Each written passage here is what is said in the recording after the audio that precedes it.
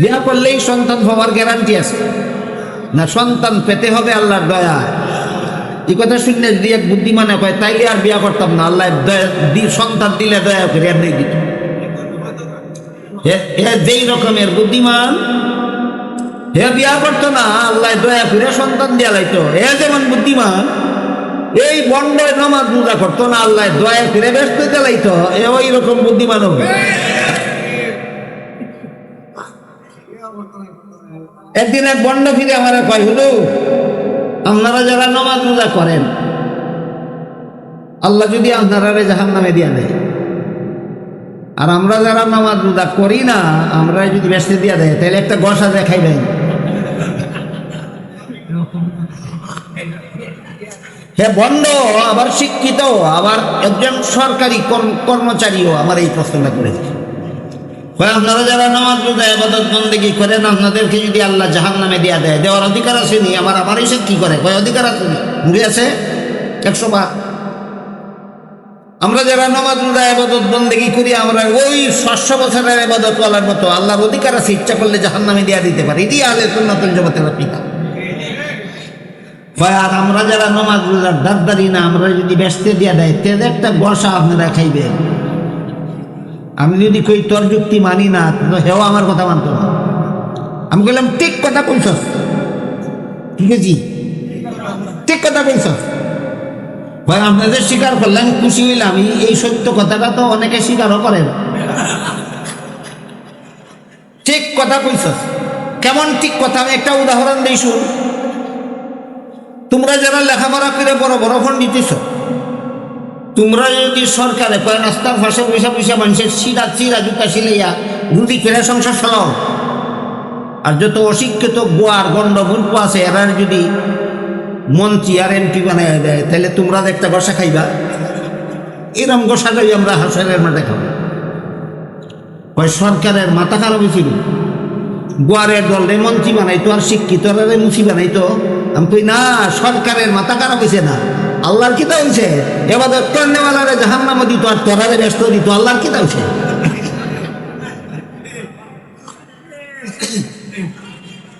কুরআন নাযিল সমাপ্ত হওয়ার প্রায় 1500 বছর পরে পৃথিবীর মানচিত্রে বাংলাদেশ নামে একটা নতুন দেশ স্বাধীন হবে। এই কথাটা কি আল্লাহর জানা ছিল না? জানা ছিল। এই বাংলাদেশে একদল বন্ড পীরের জন্ম হবে, আল্লাহর কি জানা ছিল? না, জানা ছিল না। এই বন্ড পীরেরা আহলে সুন্নাত ওয়াল জামাতের আকীদারে আশ্রয় করে কইব, এই জন্যই আমরা নামাজ রোজা করি না, আমরা আল্লাহর দয়ায় বেহেশতে যাব। এটা কি আল্লাহর জানা ছিল? জানা ছিল। জান্না শুনেই জবাব না দিয়া কুরআন কিয়ামত পর্যন্ত চলার নির্দেশ দিলেন না জবাব দিয়া? এবার শুনেন কুরআনের জবাব। বন্ডবিদ্যার এই শয়তানি প্রশ্নের জবাব কুরআনে আল্লাহ 1500 বছর আগে দিয়ে রাখছেন। কি জবাব? আল্লাহ বলেন ওয়াবতাগু ইলাইহিল ওয়াসিলা। এই ওয়াসিলা শব্দটা মনে রাখেন, ওয়াবতাগু ইলাইহিল ওয়াসিলা। ওসিলা কি? ফসল দেওয়ার মালিক আল্লাহ, কিন্তু গৃহস্থী করার ওসিলা বন্দার করতে হবে। রোগ মুক্তি দেওয়ার মালিক আল্লাহ, ঔষধ খাওয়ার ওসিলা বন্দার করতে হবে। সন্তান দেওয়ার মালিক আল্লাহ, বিয়া করার ওসিলা বন্দার করতে হবে। ঠিক তেমনি ভাবে দয়া করে জান্নাতে দেওয়ার মালিক আল্লাহ, ইবাদত বন্দেগীর ওসিলা বন্দার করতে হবে। যে বিয়া করে না কয় দয়া করে সন্তান দিব, এ যেমন মাতাল, ঠিক তেমনি ভাবে যারা ইবাদত বন্দেগী চাইরা দেয় কয় আল্লাহ দয়া করে আমারে জান্নাত দিব, সেই রকমের মাতাল।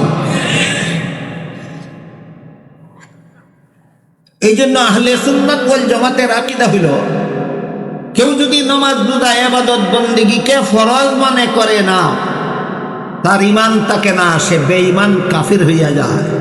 কেন? আল্লাহ কোরআনে বলেছেন ওয়াবুদ রাব্বাকা হাত্তা ইয়াতিয়াকাল ইয়াকিন। মরণ পর্যন্ত ইবাদত বন্দেগীতে লিপ্ত থাকো যদি আল্লাহর দয়ায় বেহেশতে যেতে চাও। আজকের মতো আপনাদেরকে আল্লাহ সম্পর্কে 3টা সহিহ ব্যাখ্যা শোনাইলাম, মনে আছে? 1 নম্বর, দুনিয়াতে আল্লাহকে দেখা যাবে। 2 নম্বর, আখিরাতে দেখা যাবে। 3 নম্বর, আল্লাহ কারো সাথে অবিচার করেন না, সুবিচার করলে জাহান্নাম থেকে বাঁচার উপায় নাই। জাহান্নাম থেকে বাঁচতে হবে একমাত্র আল্লাহর দয়ায়। এটা হলো আল্লাহ সম্পর্কে 3 নম্বর তৈরি ব্যাখ্যা। এখন যদি কেউ মনে করে, কেউ বলে আমি দুনিয়াতেই আল্লাহকে দেখেছি, সে আল্লাহ সম্পর্কে মন গড়া ব্যাখ্যা। কেউ যদি বলে আখিরাতেও আল্লাহকে দেখা যাবে না, আছে একটা বাতিল দল, 72 দলের একটা দলের নাম মুতাজিলা। এরা বলে আখিরাতেও আল্লাহকে দেখা যাবে না। বলেন আখিরাতেও আল্লাহকে দেখা যাবে না, যে মুতাজিলা নামের বাতিল দল বিশ্বাস করে, এরা আহলে সুন্নাত ওয়াল জামাত না বাতিল দল? কেন বাতিল হইল? ওই আল্লাহ সম্পর্কে সহি ব্যাখ্যা পোষণ করেন, আল্লাহ সম্পর্কে মন গড়া ব্যাখ্যা পোষণ করেন। আল্লাহ সম্পর্কে 3 নম্বর সহি ব্যাখ্যা হইল, আল্লাহ সুবিচার করলে উপায় নাই। ওই 500 বছরের ইবাদতওয়ালার মতো তোমার ইবাদত হবে উসিলা, কিন্তু জান্নাতে যেতে হবে আল্লাহর দয়ায়। আর দয়াটা পাওয়ার জন্য ইবাদত হবে উসিলা। আল্লাহর দয়া পাওয়ার জন্য ইবাদত হবে উসিলা। এই কথাগুলি জানতে হবে, মানতে হবে। তা না হইলে গায়ের দূরে, চাপার দূরে আহলে সুন্নাত ওয়াল জামাত হওয়া যাবে না। এবার নবী রসুল সম্পর্কে কিছু সহি ব্যাখ্যা আর কিছু মন গড়া ব্যাখ্যার কথা শুনে। কারণ আমাদের সমাজে নবী রসুল সম্পর্কে যথেষ্ট কুন্দল আছে। নবী রসুলের তরিকা, নবীর সুন্নত পালনের ধারে কাছেও নেই, কিন্তু দাবি করে নবী আমি মানি, আমার দলে মানে, আর কেউ নবী মানে না। আমরা নবী মানি, তোমরা নবী মানো না। এই ঠেলা ঠেলি আসেনি সমাজ। এরকম কেমন একটা ঠেলা ঠেলি যে ওই আখিরি জমানায় উম্মতের মধ্যে, এটা কি আল্লাহর আগে জানা ছিল না? আল্লাহর জানা ছিল, এই জন্য আল্লাহ পাক রব্বুল আলামিন নবীরে দিয়ে জবাবটাও আগেই দেয়া দিয়েছেন। নবী বলেন, কুল্লু উম্মতি ইয়াদখুলুনাল জান্নাতা ইল্লা মান আবা। কিলা ওয়া মান আবা? ক্বালা মান আতাআনি দাখালাল জান্নাতা ওয়া মান আসানি ফাকাদ আবা। আও কামা ক্বালা আলাইহিস সালাতু ওয়াস সালাম। রাসূল বলেন, আমার সমস্ত উম্মত জান্নাতে যাবে, কিন্তু যারা আমাকে মানে না তারা জান্নাতে যাবে। সাথে সাথে সাহাবায়ে কেরাম জিজ্ঞাসা করলেন, ওগো আল্লাহর রাসূল, আপনাকে মানে কারা আর মানে না কারা? দেখেন তো, আজকের প্রশ্ন 1500 বছর আগে নবীর দরবারে পেশ করা হয়েছিল কিনা? হয়েছিল। সাহাবাগণ প্রশ্ন করেছিলেন, আপনাকে মানে কারা আর মানে না কারা? সাথে সাথে নবী জবাব দিয়া, পরিষ্কার করে জবাব দিয়া গেছেন, যেন আখিরি মানে আমি মানি, নবী মানি, তোরা মানস না, এমন ঝগড়া যেন সমাজে কেউ বাধাইতে না পারে। রসুল 1500 বছর আগে এই ঝগড়া না বাঁধাবার ব্যবস্থা করে দেখেছেন। কে নবী মানে আর কে নবী মানে না, সুস্পষ্টভাবে রসুল বলে গেছেন, মান আতাআনি দাখালাল জান্নাতা ওয়া মান আসানি ফাকাদ আবা। যেই ব্যক্তি আমার সুন্নত তরিকা মতো জীবনযাপন করে, সে আমি নবীকে মানে, আমার সাথে জান্নাতে যাবে। যে আমার সুন্নত তরিকা মতো জীবনযাপন করে না, নবী মানে না, জান্নাতে যাবে না। নবী মানে কে, নবী মানে না কে, কথা অস্পষ্ট না সুস্পষ্ট? আরো পরিষ্কার করে রাসূলুল্লাহ আরেক হাদিসে বলেন, মান আহাব্বা সুন্নতি ফাকাদ আহাব্বানি ওয়া মান আহাব্বানি কানা মাই ফিল জান্নাহ। যে ব্যক্তি আমার সুন্নতকে মহব্বতের সাথে গ্রহণ করে, সে আমাকে মহব্বত করে, আমার সাথে জান্নাতে যাবে। যে আমার সুন্নতকে গ্রহণ করে না, সে আমাকে মানে না, জান্নাতে যাবে না। এক কথায়, নবীর সুন্নত যারা গ্রহণ করে তারা নবী মানে, নবীর সাথে জান্নাতে যাবে। নবীর সুন্নত যারা গ্রহণ করে না, তারা নবী মানে না, তারা জান্নাতে যাবে না। সুতরাং নবী আমি মানি আর আমার দলে মানে, তোমরা কেউ নবী মানো না, এটা হলো খাজ্জা লাগানির কথা। কে নবী মানে কে নবী মানে না, তোমার কথায় ফয়সালা হবে না, নবী ফয়সালা করে দিয়া গেছে। এবার আপনারা যারা যারা নবী মানেন, নবী সম্পর্কে কিছু সহি ব্যাখ্যা তুলে ধরছি আর কিছু মন গড়া ব্যাখ্যা তুলে ধরছি, যেন আপনি বুঝতে পারেন আপনি সহি ব্যাখ্যা মতো নবী মানেন না, মন গড়া ব্যাখ্যা মতে নবী মানেন। নবী রাসূল সম্পর্কে যত সহি ব্যাখ্যা আছে, এর মধ্যে একটা সহি ব্যাখ্যা হইল, সমস্ত নবী রাসূলগণ আজীবন বেগুনাহ। কতদিনের বেগুনাহ? আজীবন। নবীরা জীবনে কোনোদিন গুনাহ করেন না। এই মর্মে আল্লাহ পাক রব্বুল আলামিন কোরআনের এক আয়াতে বলেন, লা ইয়ানালু আহদিজ জালিমিন, গুনাহগারদেরকে আমি নবী বানাই না। গুনাহগারদেরকে নবী, কথা অস্পষ্ট, সুস্পষ্ট, আল্লাহ পরিষ্কার ঘোষণা দিয়েছেন কোরআনে, গুনাহগারদেরকে নবী বানাই না। কাজেই কেউ যদি মন গড়া ব্যাখ্যা মতো কোনো নবীকে গুনাহগার সাব্যস্ত করে, তাহলে সে সহি ব্যাখ্যা মতো নবী মানে না মন গড়া। কেউ যদি কয় আমি আহলে সুন্নাত ওয়াল জামাত,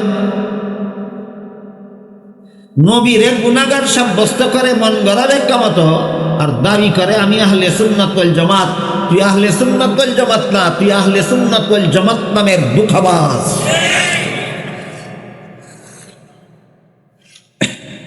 আমাদের বর্তমান বাংলাদেশের এই মুসলমান সমাজেও যথেষ্ট পরিমাণ মুসলমান এমন আছে যারা বিভিন্ন নবীকে বিভিন্ন মন গড়া ব্যাখ্যার মাধ্যমে গুনাহগার সাব্যস্ত করে, আবার নিজেদেরকে আহলে সুন্নাত ওয়াল জামাত দাবিও করে। যে সমস্ত নবীদেরকে এই অপব্যাখ্যাকারীরা গুনাহগার সাব্যস্ত করে, তাদের মধ্যে এক নম্বরে রয়েছেন হযরত আদম আলাইহিস সালাম। হযরত আদম আলাইহিস সালামকে এরা গুনাহগার সাব্যস্ত করে, বই পুস্তকে লিখে রেখেছে আদম গুনাহগার, এবং কোরআনের আয়াত দিয়া দিছে দলিল। নবীরে গুনাহগার বলে আকীদা পোষণ করে, আর দলিল দেয় কোরআনের আয়াত দিয়া। আপনাদের একটা কথা মনে রাখতে হবে, ওই যে 72 দল মুসলমান জাহান্নামী, আগে আলোচনা হইল, এই 72 দল মুসলমানের প্রত্যেকটাই তো বাতিল, প্রত্যেকটার মতবাদ বাতিল, কিন্তু প্রত্যেকেই কোরআন হাদিস দিয়া দলিল দেয়। বাতিল দলে যখন কোরআন হাদিস দিয়া দলিল দিবে, তখন ওই আপনাদের এক কথায় বুঝে নিতে হবে এইগুলি কোরআন হাদিসের অপব্যাখ্যা। নবীরে গুনাহগার দাবি করে আর কোরআনের আয়াত দিয়া দলিল দেয়, তখন ওই বুঝতে হবে এটা কোরআনের আয়াতের সঠিক না অপব্যাখ্যা। এই সহি ব্যাখ্যা আর অপব্যাখ্যার একটা স্কেল আজকে আপনাদের হাতে দিলাম। যখনই দেখবেন মুসলমান নামদারি কোনো ব্যক্তি বাতিল মতবাদের পক্ষে কোরআনের আয়াত দিয়া দলিল দেয়, বাতিল মতবাদের পক্ষে রাসূলের হাদিস দিয়া দলিল দেয়, তখনই আপনারা বুঝে নিবেন পরিষ্কার অপব্যাখ্যা, অপব্যাখ্যা, অপব্যাখ্যা।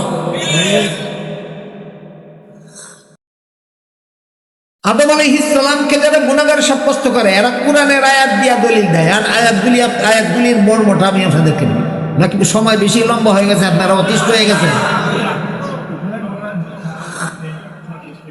কোরআনের বিভিন্ন আয়াতে আল্লাহ বলেছেন, আদম আলাইহিস সালামকে জান্নাতে দিয়ে আল্লাহ বলেছিলেন সব গাছের ফলমূল খাও, শুধু একটা গাছের ফল খেতে আল্লাহ নিষেধ করেছে। কিন্তু শেষ পর্যন্ত ইবলিসের দুকায় পরে আদম নিষিদ্ধ গাছের ফল খেয়েছিলেন, এই কথাটা কোরআনের বিভিন্ন আয়াতে আছে। কথাটা আসেনি কোরআনে? এইখানে আইসা তারা বলে আল্লাহর আদেশ নিষেধ লঙ্ঘন করলেই তো গুনাহ হবে, আর আদমে যে লঙ্ঘন করছে এটা তো কোরআনই আছে। সুতরাং কোরআনের আয়াতের দ্বারা সাব্যস্ত হইল আদম গুনাহগার। এই হইল দলিলের পদ্ধতিটা, এই হইল দলিলের সিস্টেমটা।